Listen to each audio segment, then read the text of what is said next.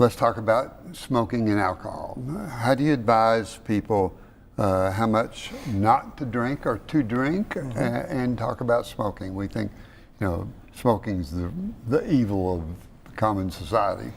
Well, sure. We'll talk about alcohol first. That's pretty simple, at least on the surface.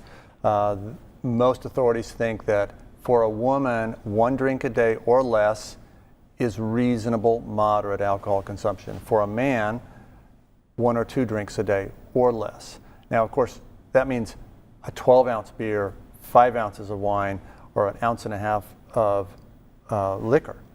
And if you're pouring your own drinks, and some beers now, all these craft beers have different levels of alcohol in them, it makes a difference. But those are probably reasonable levels for someone who isn't overweight and doesn't need to cut back on the calories there.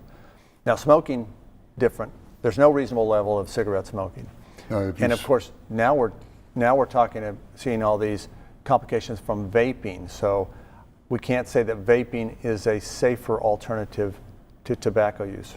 I look at vaping as having nicotine, and nicotine's addictive, and stop it. Very much, very much addictive. My analysis is pretty easy.